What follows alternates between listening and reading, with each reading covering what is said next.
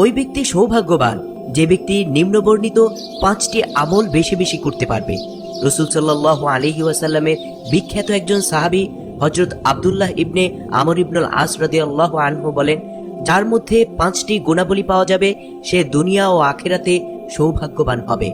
আপনারা কি জানতে চান সেই 5টি আমল কি? তাহলে মনোযোগ দিয়ে শুনুন। 1 নম্বর হচ্ছে, যে ব্যক্তি বেশি বেশি লা ইলাহা ইল্লাল্লাহু মুহাম্মাদুর রাসূলুল্লাহ জিকির করবে, যার অর্থ হলো আল্লাহ তাআলা ছাড়া কোনো ইলাহ নেই আর মুহাম্মাদুর রাসূলুল্লাহ সাল্লাল্লাহু আলাইহি ওয়াসাল্লাম আল্লাহ তাআলার রাসূল।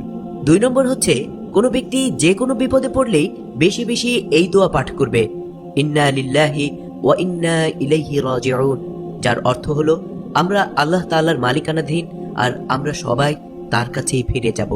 এর সাথে আরেকটি দোয়া বেশি বেশি পাঠ করবে, তা হচ্ছে লা হাওলা ওয়ালা কুওয়াতা ইল্লা বিল্লাহিল আলিয়্যিল আযীম, যার অর্থ হলো আল্লাহর সাহায্য ব্যতীত পাপ থেকে বেঁচে থাকার কোনো ভরসা নেই এবং পুণ্য কাজের কোনো শক্তি নেই, একমাত্র তার সাহায্যেই সেটা সম্ভব।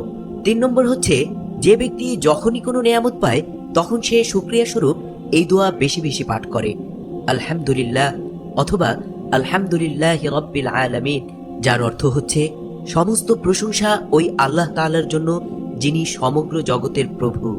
4 নম্বর হচ্ছে, যে ব্যক্তি যখনই কোনো কাজ শুরু করে তখন সে এই দোয়া পড়ে নেয়, বিসমিল্লাহির রহমানির রহিম, যার অর্থ হচ্ছে পরম করুণাময় অসীম দয়ালু আল্লাহর নামে শুরু করছি।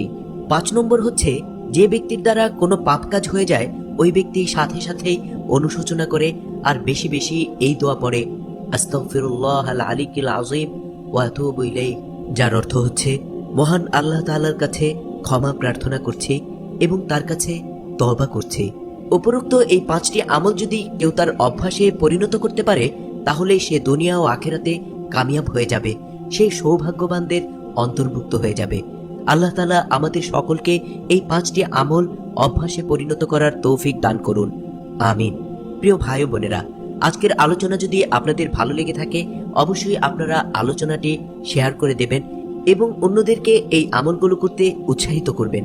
আপনাদের প্রচারের মাধ্যমে কেউ যদি এই আমলগুলো করতে অভ্যস্ত হয়ে যায় তাহলে এর সওয়াবের ভাগীদার আপনারাও হবেন ইনশাআল্লাহ। আল্লাহ তাআলা আমাদেরকে কবুল আর মঞ্জুর করুন, আমিন।